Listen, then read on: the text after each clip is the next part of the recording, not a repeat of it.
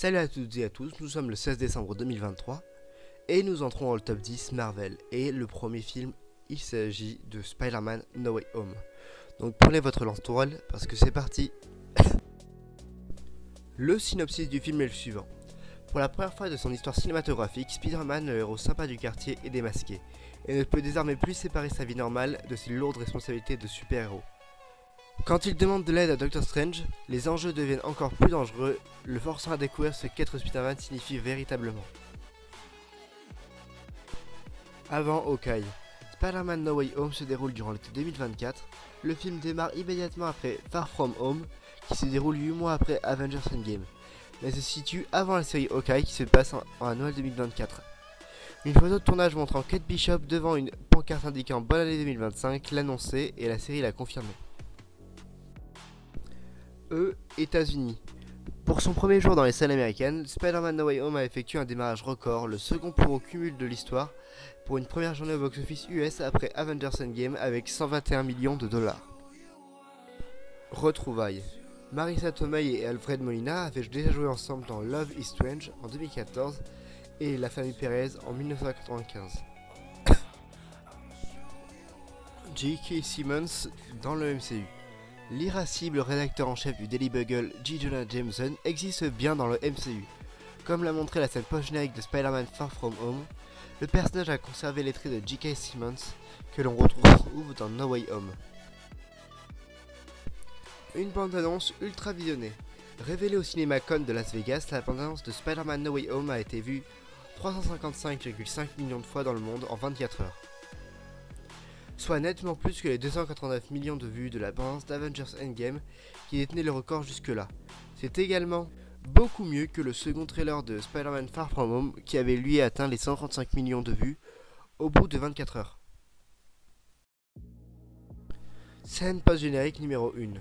Dans la lignée de la scène post-générique de Venom 2 qui le voyait débarquer dans le même univers que Spider-Man du MCU, Eddie Brock et son acolyte symbiote apparaissent dans la première des deux scènes de Spider-Man No Way Home et sont très vite renvoyés chez eux, non sans laisser un bout de symbiote sur le comptoir du bar dans lequel ils étaient.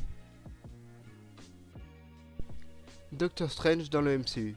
Après Robert Downey Jr. dans Spider-Man Homecoming et Samuel L. Jackson dans Spider-Man Far From Home, c'est Benedict Cumberbatch alias Doctor Strange qui prête main forte à Tom Holland dans Spider-Man No Way Home. L'Homme Sable. Kelly Porte et son équipe ont proposé une réinterprétation de la manière dont l'homme sable peut utiliser ses pouvoirs. Le superviseur des effets visuels explique. Si on est fait de sable, comment peut-on se déplacer le plus efficacement possible le long du sol du salon? Prend-on forme humaine pour marcher? Ou se fait-on souffler dans la bonne direction? Comment cela fonctionnerait-il? Est-ce qu'il a des cordes vocales faites de sable? Pour moi, il change constamment. S'il doit parler, il va se matérialiser, être là, tangiblement pour un moment, puis retourner à son état métamorphe, car il est fait de sable en mouvement. Il peut aussi contrôler ou s'emparer de morceaux de terre. Il n'est pas seulement composé de sable blanc et lisse, comme on le voit sur les plages. Il peut ramasser les objets dans la terre, les brindilles, cailloux et les mobs de terre qui lui donnent une texture visuelle intéressante. Un accord entre Sony et Marvel. En août 2019, Sony et Disney tombent en désaccord sur leurs exploitations du personnage de Peter Parker. Jusqu'ici, Sony coproduit Spider-Man avec Marvel et Disney touche 5% des bénéfices de salles, plus l'argent des produits dérivés. A partir de ce mois d'août, la firme Grandes Oreilles demande à coproduire à hauteur de 50% et de toucher davantage sur la distribution des futurs blockbusters. Sony s'y oppose et décide de produire seul des films Spider-Man dans un univers à part de celui de Disney. Finalement, un accord est trouvé grâce à Tom Holland qui appelle les dirigeants de Sony, Tom Rothman et Disney Bob Iger.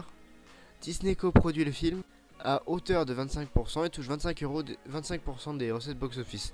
Cela signifie que Holland tourne un long métrage Spider-Man de plus qui peut apparaître dans le MCU. Une piste alléchante envisagée. Si la production a opté pour la carte multivers avec No Way Home, il a été question à un moment de lancer ce personnage inédit sur grand écran qu'est Kraven, le chasseur.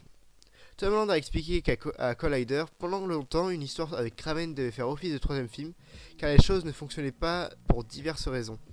John m'a pitché le film sur Kraven, que j'ai trouvé très cool. Je ne veux pas en parler au cas où ils finissent par se faire, mais c'est amusant. L'affrontement entre Spider-Man et Kraven n'est peut-être que partie remise, car un long métrage consacré aux chasseurs est en préparation sous la houlette de J.C. Chandor avec Aaron Taylor Johnson.